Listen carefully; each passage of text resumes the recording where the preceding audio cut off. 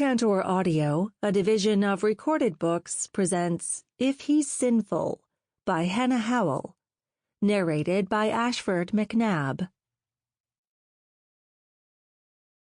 Chapter 1. London, Fall, 1788. There was something about having a knife held to one's throat that tended to bring a certain clarity to one's opinion of one's life, Penelope decided. She stood very still, as the burly, somewhat odoriferous man holding her clumsily adjusted his grip.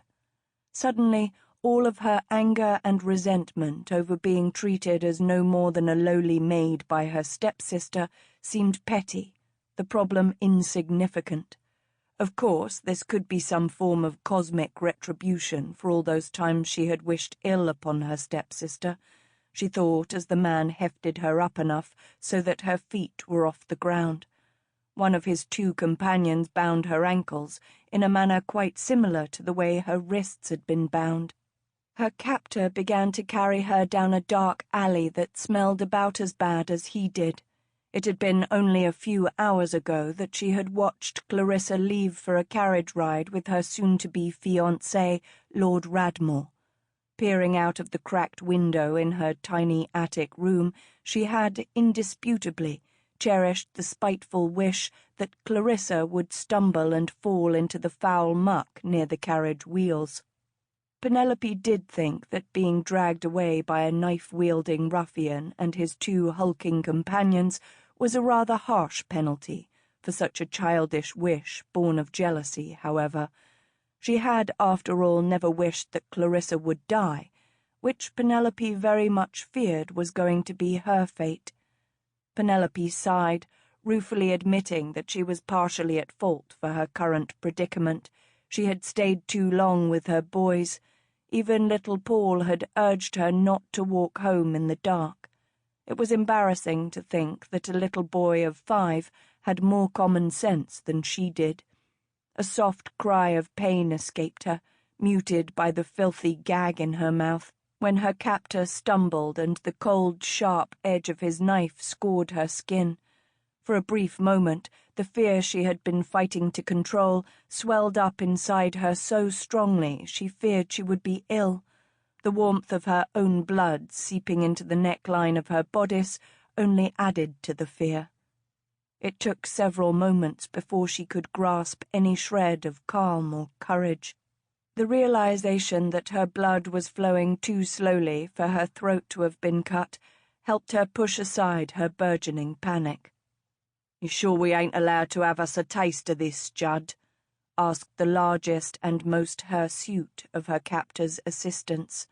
"Orders is orders," replied Judd, as he steadied his knife against her skin. "A toss with this one'll cost you more'n she be worth. None of us'd be tellin', and the wench ain't going to be able to tell neither. I ain't letting you risk it. Wench like this'd be fighting you, and that leaves bruises. They'll tell the tale, and that bitch Mrs. Cratchit will tell. She would think it a right fine thing if we lost our pay for this night's work. Aye, that old bawd would be thinking she could gain something from it right enough. Still, it'd be a sad shame I can't be having me a taste afore it be sold off to anyone with a coin or two. Get your coin first, and then go buy a little if'n you want it so bad. Won't be so clean and new, will it? This one won't be neither if'n that old Bessam uses her as she uses them others. Not by the time ye could afford a toss with her." She was being taken to a brothel, Penelope realized. Yet again she had to struggle fiercely against becoming blinded by her own fears. She was still alive, she told herself repeatedly, and it looked as if she would stay that way for a while. Penelope fought to find her strength in that knowledge. It did no good to think too much on the horrors she might be forced to endure before she could escape or be found. She needed to concentrate on one thing, and one thing only: getting free. It wasn't easy, but Penelope forced herself to keep a close eye on the route they travelled. Darkness and all the twists and turns her captors took made it nearly impossible to make note of any and every possible sign to mark the way out of this dangerous warren she was being taken into. She had to force herself to hold fast to the hope that she could ever truly escape, and the need to get back to her boys, who had no one else to care for them. She was carried into the kitchen of a house. 2 women and a man were there, but they spared her only the briefest of glances before returning all of their attention to their work. It was not encouraging that they seemed so accustomed to such a sight, so unmoved and uninterested. As her captor carried her up a dark, narrow stairway, Penelope became aware of the voices and music coming from below, from the front of the building, which appeared to be as great a warren as the alleys leading to it. When they reached the hallway and started to walk down it, she could hear the murmur of voices coming from behind all the closed doors. Other sounds drifted out from behind those doors, but she tried very hard not to think about what might be causing them. "There it be, room 22, muttered Judd. "Open the door, Tom." The large, hirsute man opened the door, and Judd carried Penelope into the room. She had just enough time to notice how small the room was before Judd tossed her down onto the bed in the middle of the room. It was a surprisingly clean and comfortable bed. Penelope suspected that, despite its seedy location, she had probably been brought to one of the better bordellos, one that catered to gentlemen of refinement and wealth. She knew, however, that that didn't mean she could count on any help. "Get that old board in here, Tom," said Judd. "I wants to be done with this night's work." The moment Tom left, Judd scowled down at Penelope. "Don't suspect you be a-knowing why that high and mighty lady be wanting ye out of the way, would ye?" Penelope slowly shook her head as a cold suspicion settled in her stomach. "Don't make no sense to me. Can't be jealousy or the like. Can't be that she thinks you be taking her man or the like, can it? You ain't got her fine looks, ain't dressed so fine neither, and ye ain't got her fine curves. Scrawny brown mite like ye should be no threat at all to such a fulsome wench. So why does she want ye gone so bad, eh?" Scrawny brown mite, Penelope thought, deeply insulted even as she shrugged in reply. "Why you frettin' over it, Judd?" asked the tall, extremely muscular man by his side. Judd shrugged. "Curious, Mac. Just curious is all. This don't make no sense to me." "Don't need to. Money be good, all that matters." "Aye, mayhap. As I said, just curious. Don't like puzzles." "Didn't know that." "Well, it be true. Don't want to be part of something I don't understand. Could mean trouble." If she hadn't been gagged, Penelope suspected she would have been gaping at her captor. He had kidnapped the daughter of a marquis, brought her bound and gagged to a brothel, and was going to leave her to the untender care of a madam, a woman he plainly didn't trust or like. Exactly what did the idiot think trouble was? If he were caught, he would be tried, convicted, and hanged in a heartbeat, and that would be merciful compared to what her relatives would do to the fool if they found out. How much more trouble could he be in? A hoarse gasp escaped her when he removed her gag. "Water," she whispered, desperate to wash away the foul taste of the rag. What the man gave her was a tankard of weak ale, but Penelope decided it was probably for the best. If there was any water in this place, it was undoubtedly dangerous to drink. She tried not to breathe too deeply as he held her upright and helped her to take a drink. Penelope drank the ale as quickly as she could, however, for she wanted the man to move away from her. Anyone as foul-smelling as he was surely had a vast horde of creatures sharing his filth that she would just as soon did not come to visit her. When the tankard was empty, he let her fall back down onto the bed and said, "Now, don't ye go thinking of making no noise, screaming for help or the like. No one here will be heeding it." Penelope opened her mouth to give him a tart reply, and then frowned. The bed might be clean and comfortable, but it wasn't new. A familiar chill swept over her, even as she thought it a very poor time for her gift to display itself.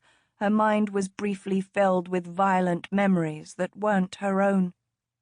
"Someone died in this bed," she said, her voice a little unsteady from the effect of those chilling glimpses into the past. "What the bleeding hell are ye babbling about?" snapped Judd. "Someone died in this bed, and she didn't do so peacefully." Penelope got some small satisfaction from how uneasy her words made her burly captors. "You be talking nonsense, woman." "No, I have a gift, you see." "You can see spirits?" asked Mac, glancing nervously around the room. "Sometimes, when they wish to reveal themselves to me. This time it was just the memory of what happened here," she lied. Both men were staring at her with a mixture of fear, curiosity, and suspicion. They thought she was trying to trick them in some way so that they would set her free. Penelope suspected that a part of them probably wondered if she would conjure up a few spirits to help her. Even if she could, she doubted they would be much help, or that these men would even see them. They certainly hadn't noticed the rather gruesome one standing near the bed. It would have sent them fleeing from the room. Despite all she had seen and experienced over the years, the sight of the lovely young woman, her white gown soaked in blood, sent a chill down her spine. Penelope wondered why the more gruesome apparitions were almost always the clearest. The door opened, and before Penelope turned to look, she saw an expression upon the ghost's face that nearly made her want to flee the room. Fury and utter loathing twisted the spirit's lovely face until it looked almost demonic. Penelope looked at the ones now entering the room. Tom had returned with a middle-aged woman and two young, scantily clad females. Penelope looked right at the ghost and noticed that all that rage and hate was aimed straight at the middle-aged woman. "Beware." Penelope almost cursed as the word echoed in her mind. Why did the spirits always whisper such ominous words to her without adding any pertinent information, such as what she should be aware of, or whom? It was also a very poor time for this sort of distraction. She was a prisoner trapped in a house of ill repute, and was facing either death or what many euphemistically called a fate worse than death. She had no time to deal with blood-soaked spectres whispering dire but unspecific warnings. If nothing else, she needed all her wits and strength to keep the hysteria writhing deep inside her tightly caged. "This is going to cause you a great deal of trouble," Penelope told the older woman, not really surprised when everyone ignored her. "There she be," said Judd. "Now give us our money." "The lady has your money," said the older woman. "It ain't wise to try and cheat me, Cratchit. The lady told us you would have it. Now, if the lady ain't paid you, that be your problem, not mine. I did as I was ordered, and I did it quick and right. Get the wench, bring her here, and then collect my pay from you. Done and done. So hand it over." Cratchit did so with an ill grace. Penelope watched Judd carefully count his money. The man had obviously taught himself enough to make sure he wasn't cheated. After one long, puzzled look at her, he pocketed his money and then frowned at the woman he called Cratchit.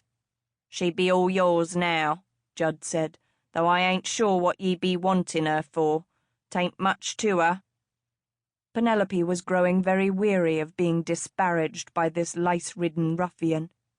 "So speaks the great beau of the walk," she muttered, and met his glare with a faint smile. "She is clean and fresh," said Cratchit, ignoring that byplay and fixing her cold stare on Penelope. "I have many a gent willing to pay a goodly fee for that alone. There be one man waiting especially for this one, but he will not arrive until the morrow. I have other plans for her tonight. Some very rich gentlemen have arrived and are looking for something special. Unique, they said. They have a friend about to step into the parson's mousetrap and wish to give him a final bachelor treat. She'll do nicely for that. But don't that other fellow want her untouched? As far as he will ever know, she will be. Now get out. Me and the girls need to wrap this little gift. The moment Judd and his men were gone, Penelope said, "Do you have any idea of who I am?" She was very proud of the haughty tone she had achieved, but it didn't impress Mrs. Cratchit at all. Someone who made a rich lady very angry, replied Cratchit. "I am Lady Penelope." She never finished, for Mrs. Cratchit grasped her by the jaw in a painfully tight hold, forced her mouth open, and started to pour something from a remarkably fine silver flask down her throat. The two younger women held her steady, so that Penelope couldn't turn away or thrash her head. She knew she didn't want this drink inside her, but was unable to do anything but helplessly swallow as it was forced into her. While she was still coughing and gagging from that abuse, the women untied her. Penelope struggled as best as she could, but the women were strong and alarmingly skilled at undressing someone who didn't wish to be undressed. As if she didn't have enough trouble to deal with, the ghost was drowning her in feelings of fear, despair, and helpless fury. Penelope knew she was swiftly becoming hysterical, but couldn't grasp one single thin thread of control. That only added to her terror. Then, slowly, that suffocating panic began to ease, despite the fact that the women continued their work, stripping her naked, giving her a quick wash with scented water, and dressing her in a lacy, diaphanous gown that should have shocked her right down to her toes. Penelope felt calmer with every breath she took. The potion they had forced her to drink had been some sort of drug. That was the only rational explanation for why she was now lying there, actually smiling, as these 3 harpies prepared her for the sacrifice of her virginity. "There, all sweets and honey now, ain't you, dearie?" muttered Cratchit as she began to let down Penelope's hair. "You are such an evil bitch," Penelope said pleasantly, and smiled. One of the younger women giggled, and Cratchit slapped her hard. "Bully, when my family discovers what you have done to me, you will pay more dearly than even your tiny, nasty mind could ever comprehend." "Ah, it was your own family what sold you to me, you stupid girl." "Not that family, you cow. My true parents' family. In fact, I wouldn't be at all surprised if they're already suspicious, sensing my troubles upon the wind." "You're talking utter nonsense." Why does everyone say that? Penelope wondered. Enough wit and sense of self-preservation remained in her clouded mind to make her realize that it might not be wise to start talking about all the blood there was on the woman's hands. Even if the woman didn't believe Penelope could know anything for a fact, she suspected Mrs. Cratchit would permanently silence her simply to be on the safe side of the matter.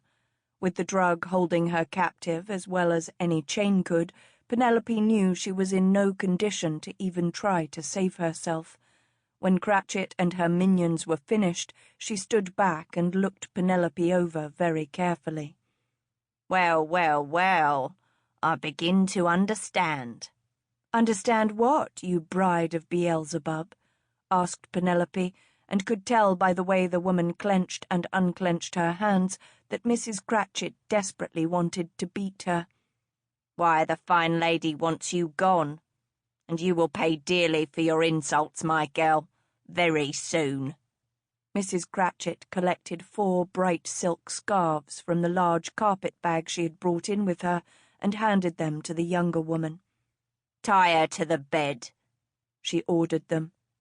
"Your customer may find that a little suspicious," said Penelope as she fruitlessly tried to stop the women from binding her limbs to the 4 posts of the bed. "You are an innocent, aren't you?" Mrs. Cratchit shook her head and laughed. "No, My customer will only see this as a very special delight indeed. Come along, girls. You have work to do, and we best get that man up here to enjoy his gift before that potion begins to wear off." Penelope stared at the closed door for several moments after everyone had left. Everyone except the ghost, she mused, and finally turned her attention back to the spectre, now shimmering at the foot of the bed. The young woman looked so sad, so utterly defeated, that Penelope decided the poor ghost had probably just realized the full limitations of being a spirit. Although the memories locked into the bed had told Penelope how the woman had died, it didn't tell her when. However, she began to suspect it hadn't been all that long ago. "I would like to help you," she said, "but I can't, not right now. You must see that. If I can get free, I swear I will work hard to give you some peace." "Who are you?" she asked, although she knew it was often impossible to get proper, sensible answers from a spirit. "I know how you died. The bed still holds those dark memories, and I saw it." "I'm Faith, and my life was stolen." The voice was clear and sweet, but weighted with an intense grief, and Penelope wasn't completely certain if she was hearing it in her head or if the ghost was actually speaking to her. "What is your full name, Faith?" "My name is Faith, and I was taken as you have been. My life was stolen. My love is lost. I was torn from heaven and plunged into hell. Now I lie below." "Below? Below what? Where?" "Below. I am covered in sin, but I am not alone." Penelope cursed when Faith disappeared. She couldn't help the spirit now, but dealing with Faith's spirit had provided her with a much-needed diversion. It had helped her concentrate and fight the power of the drug she had been given. Now she was alone with her thoughts, and they were becoming increasingly strange. Worse, all of her protections were slowly crumbling away. If she didn't find something to fix her mind on soon, she would be wide open to every thought, every feeling, and every spirit lurking within the house. Considering what went on in this house, that could easily prove a torture beyond bearing. She didn't know whether to laugh or to cry. She was strapped to a bed awaiting some stranger who would use her helpless body to satisfy his manly needs. The potion Mrs. Cratchit had forced down her throat was rapidly depleting her strength and all her ability to shut out the cacophony of the world of the living as well as that of the dead. Even now she could feel the growing weight of unwelcome emotions, the increasing whispers so few others could hear. The spirits in the house were stirring, sensing the presence of one who could help them touch the world of the living. It probably wasn't worth worrying about, she decided. Penelope didn't know if anything could be worse than what she was already suffering and what was yet to come. Suddenly, the door opened, and one of Mrs. Cratchit's earlier companions led a man into the room. He was blindfolded and dressed as an ancient Roman. Penelope stared at him in shock as he was led up to her bedside, and then she inwardly groaned. She had no trouble recognizing the man, despite the blindfold and the costume. Penelope wasn't at all pleased to discover that things could quite definitely get worse. A great deal worse. Chapter 2. "This is ridiculous," muttered Ashton Radmoor as he was stripped of his clothes by two scantily clad women. "A costume, Cornell?" He scowled at the youngest of his four friends, trying to emulate the look his late father, the Viscount of Radmoor, had perfected. Cornell was unimpressed, judging by his wide grin.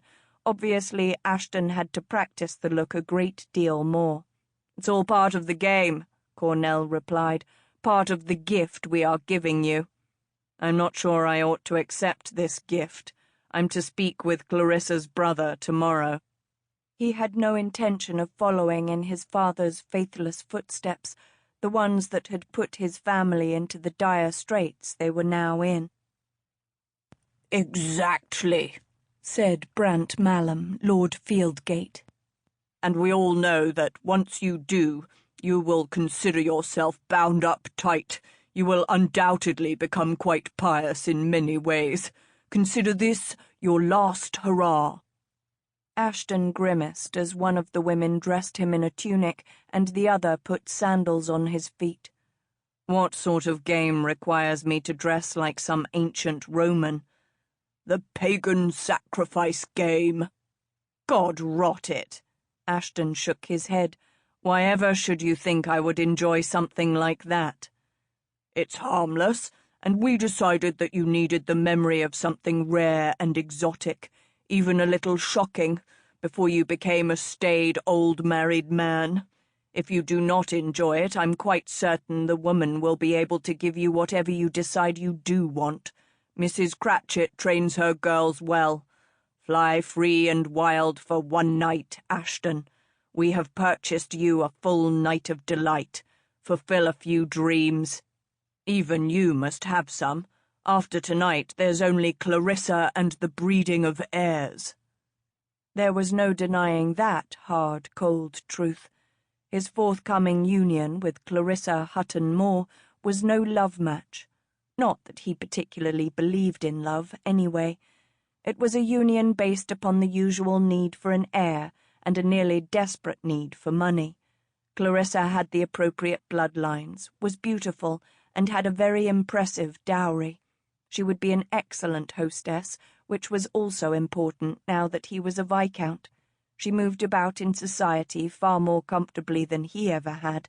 She was a perfect choice for a wife. So why did he feel as if the weight of the world now rested upon his shoulders?